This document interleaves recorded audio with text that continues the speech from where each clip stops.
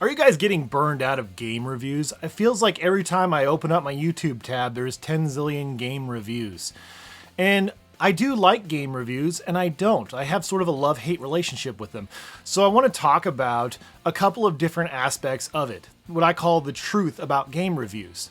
We're going to discuss bias, perception, and a lot of problems that come with game reviews. So let's talk about bias. I hear some people say they're unbiased or non-biased, and that's simply not true. Everybody and anybody is biased. The best we can ever hope to be is fair or reasonable, but you know what? Everybody and anyone is biased. Everyone has a bias. This is something you learn like freshman year of college level stuff, okay? But people say that they're unbiased or non-biased, and you know what? At the end of the day, that's just marketing buzz. That's all that is. It's a marketing buzzword to be unbiased. That's just simply not reality. That objectivity that people think they have is absolutely a myth. It's not real. We are all influenced by our experiences, no matter what those experiences may be. It might be where we grew up. It might be what time we grew up in. All those things affect how we view things and view the world as it is.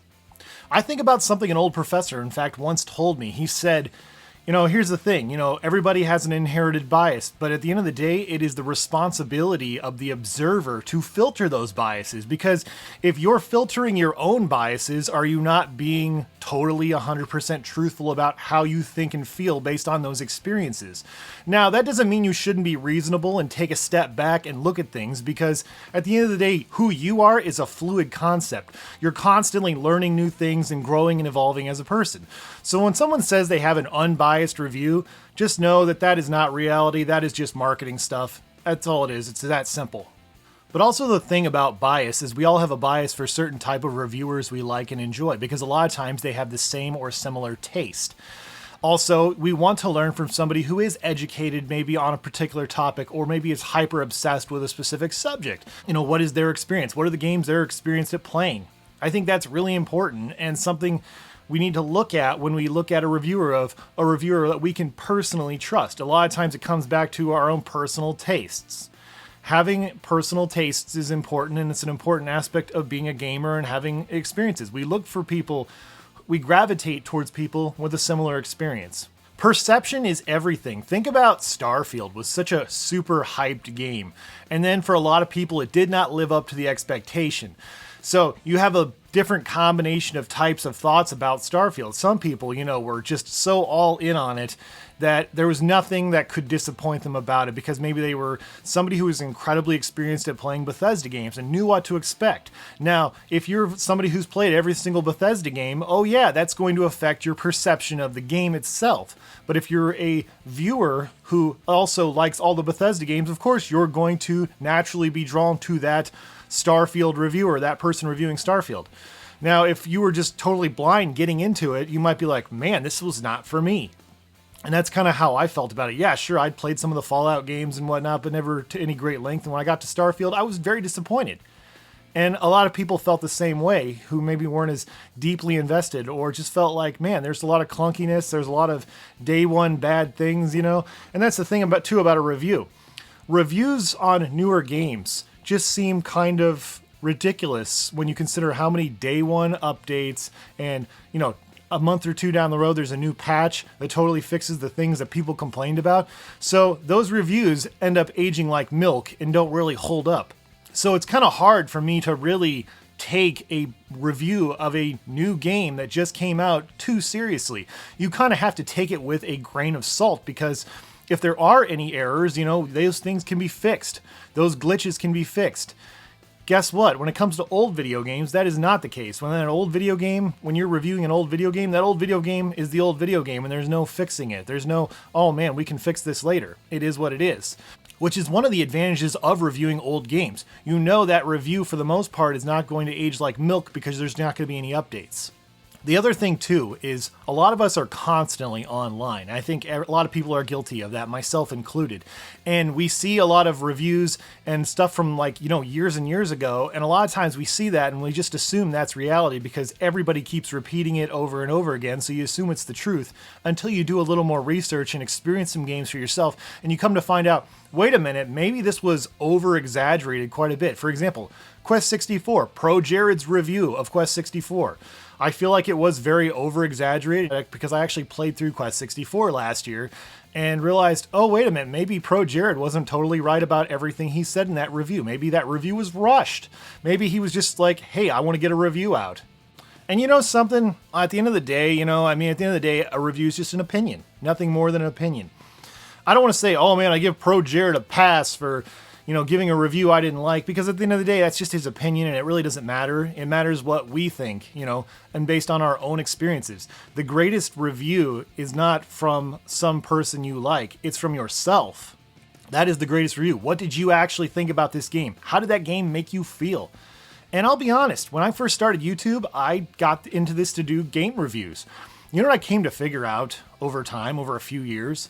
I'm terrible, really, at doing most game reviews for the most part, I feel like I was not a very good retro reviewer, so I stopped doing that, actually, and started focusing more on retro game content, but in my own way and on my own terms. Now, I have done reviews since then, but I take a lot more particular care when I actually do my reviews. I'll be honest, some of my reviews I look back on in the old days, they were really lazy, but you know what? YouTube was a different place back then. You know what? There just weren't a lot of people really making reviews the way they are now, honestly. And there's just so many like high quality reviews and retrospectives out there. And I think the line between a review and a retrospect also gets blurred a lot. If somebody's doing a 60-minute video on a particular game, that is not a review. That's a retrospective. A review is like, 25 minutes and under at least, and you can do them even shorter. I mean, I think about back in the day how you used to be able to, just get a copy of EGM magazine, and you read a review. And how long is that review? It's like 230 words. It was like 230 words. They just wanted to give you a basic idea of, you should play the game or not. And sometimes I'd like read the review. Like there was this one review from this guy named Shu, who was really popular on EGM. I remember I used to read a lot of his reviews. I read this review of the game Jade Empire for Xbox. And based on his review, you could tell he just was not a fan. But he still gave it like an 8.5. It's like he was critical, but still gave it a score that he felt was appropriate based on his, experience with the game. Because he looked at it and was like, hey, I'd rather go back and play Knights of the Old Republic, which is totally understandable if you went from one game to the other. There was just certain things that were not of interest to him. And that's, at the end of the day, his personal opinion. And that kind of leads me into the whole topic of the review score. The review score. Review scores are kind of weird, if you ask me. I'm not a fan of review scores, and the reason is because sometimes they can be just so extreme. I mean, sometimes people will be like, this game's trash, 1 out of 10. This game's perfect, 10 out of 10. I really hate the topic of 10 out of 10 games, because 10 out of 10 to me means perfect. But stop before you leave the comment. I have to, elaborate on this. Okay. Some people have the view that, well, 10 out of 10 does not mean 100%. It doesn't mean A+ like in school. I'm like, okay, that's a fair point. But I also think there are some exceptions to the rule. For example, if it is completely a scale of 1 to 10, and there is no 9.9, yeah, it makes sense somebody would give a game a 10. But if there is a 9.9, it's like, how many games are really a 10? A 10 what? A 10 compared to what else? I think is one of the big issues with giving things a rating like that. I mean, we treat video games like they're a car instead of an actual piece of art, okay? That's my issue is, we talk about the performance of the game. We talk about the graphics. Graphics compared to what? Graphics on every single game in the system, or graphics to the specifically that game engine. There's so many different factors you can consider. And that's why I think, review scores are kind of nonsense at the end of the day. Also, what a review score has changed over time. There was a time, if a game got a 5 or a 6, it's just an average game, and nobody cared. That wasn't considered negative, but nowadays, if a game gets a 7, it's considered average, or even bad sometimes, depending on the perspective of the viewer or the reviewer themselves. So there's a lot of factors to consider, with review scores. Yeah, I'm not a big fan of review scores. I think it's a very flawed idea and concept, and I just don't embrace it at all. At the end of the day, when I do actually do a review, which it doesn't happen very often, the last game I reviewed was Astro Knight. Astro Knight was pretty darn fun, honestly, and I made it clear, I made it transparent that I'm not a Metroidvania guy. okay, but I still had fun with it. And at the end of the day, that's what I want to reiterate to people is I had fun with it and I played a considerable amount of the game. That actually brings me up to another topic, actually, and I'm just kind of segueing into this. How much of a game should you play to review? That is a great question. How much of a game do you have to play? Some people have these hardline extreme stances of you need to play a game to the very end and you need to get all the endings, get 100%, and some people are like, well, you just need to finish it. Some people are be like, well, you just need to play enough of it to understand the game and what you can tell the audience. I saw somebody say something along the lines, it was a really terrible take. I don't know what this person's name was. They posted this on Twitter about how, all reviewers should have to play the game to the very end and they should have to Twitch stream the whole thing. Well, that's a really flawed idea because, one, some people do not like to play games in front of an audience. In fact, it can be very jarring. It can give people anxiety. This is why I'm not a Twitch streamer, because I don't like to play in front of an audience. I like to play by myself on my own terms. Sometimes I want to look up a guide or something, especially if it's an old video game. Sometimes I want to just, be by myself and just, get immersed and enjoy the moment of playing the game. I don't like the idea of Twitch streaming. I understand some people love to do it, especially people who are competitive gamers who do speed runs, for example. I totally understand that, but every single reviewer has to be a pro gamer who's, great at video games. I don't buy into that because I understand that every single person playing video games isn't a pro gamer. I don't want to represent the pro gamer. I want to represent the everyman, the person who will enjoy this game. Now, that doesn't mean I don't think you should ever complete a video game to review it. Some games I think are easy enough that you should, and it makes no sense not to. But if you've invested 30 hours into a game, you clearly liked it. Unless you're getting paid to hurt yourself by playing a game you don't like, then yeah, I guess that kind of makes sense. But yeah, I also think, there's a fine line. It's a fine line. It's a case-by-case situation. It's game by game. For example, I don't think you need to get to the kill screen of Pac-Man to review Pac-Man. It's Pac-Man. It's a game that's been played for over 40 years. Everybody knows what Pac-Man is, but if you want to give it a review, give your honest-to-God thoughts about it, I think that's totally fine. I don't think you have to get to the kill screen to review Pac-Man. I remember years ago, there was this reviewer, Donkey. He had reviewed Octopath Traveler. In past videos, he's made it very clear he's not a fan of JRPGs. That's not his jam. But for some reason, I don't know if he got a code or something, but he had to review it. And he did not give it a good review, and he didn't play too far into it, or whatever, far enough for a lot of people. And, well, he's transparent at the very beginning that he's not into JRPGs. So if you're not into JRPGs, maybe you're point of view would be like, oh yeah, I can resonate with this guy, But if you don't, then it makes no sense that you would have watched his review to begin with if you knew he wasn't a fan of JRPGs. I don't think you need to play a game for 60 hours to figure out if you like it or not. And if the game doesn't get good until the first 60 hours, that's a failure of the game, not of you, the reviewer, or the person playing the game. And I think it's okay to give criticism of a game if the game doesn't get you into the game nearly soon enough for your own liking. I think there's a difference between being a reviewer that is making a buyer's guide and being a reviewer who's critiquing. I think those are two very distinct groups, and I think it's okay to be part of either group. Now, that being said, should I take the person who played the game for 100 hours more seriously than the person who played the game for 3 hours? Well, yes. The person with 100 hours of gameplay, clearly their opinion has more weight. And I think that's valid, and I think that's important to consider.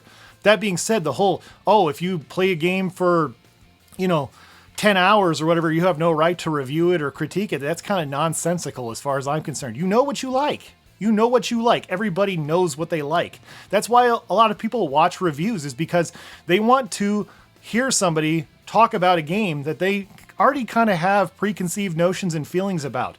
It's not the job of a reviewer to sell a game to you, unless they're being paid to sell the game to you.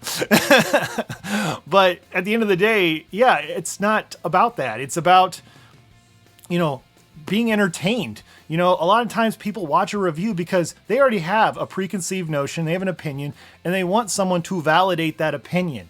And when you don't validate that opinion, yeah, that can have a negative effect. The person might be like, oh, I don't like this review, which is also another valid opinion. Opinions are valid. At the end of the day, they're just opinions, and they don't really mean anything. They only mean what we make them mean. because we are human beings. We are meaning-making machines. That is what we do. But yeah, at the end of the day, I think there is a fine line. I think it's a case-by-case situation. I think it's complex.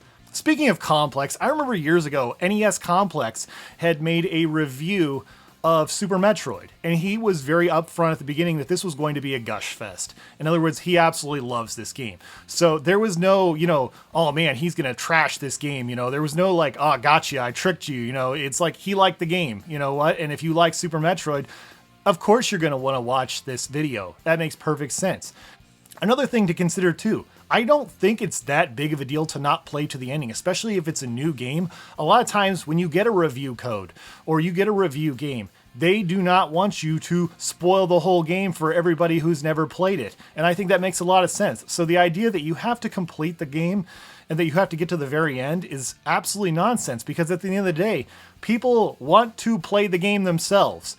That's the thing, is with a review, the idea shouldn't be that you spoil the whole game for everybody. I think that's just pure madness, honestly. At the end of the day, there are so many different ways to look at a game. There are so many ways to look at a review.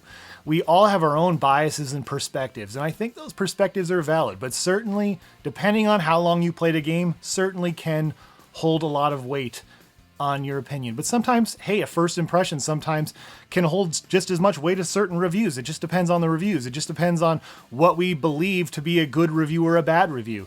I think somebody who played the game Cat Quest, for example, for 4 hours probably has just as much of a perspective and their perspective has as much weight as mine does, even though I played the game for like 25 hours, which is more than anyone should really play it for.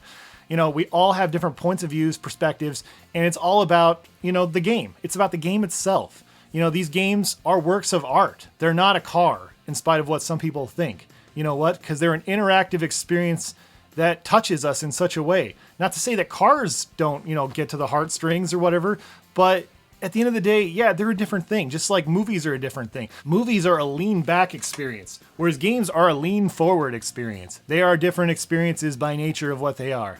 Anyways, those are my thoughts on game reviews. What are your thoughts? How do you feel about game reviews? Comment below. Love to hear what you have to say. Anyways, thanks for watching. Stay awesome in this universe. Bye.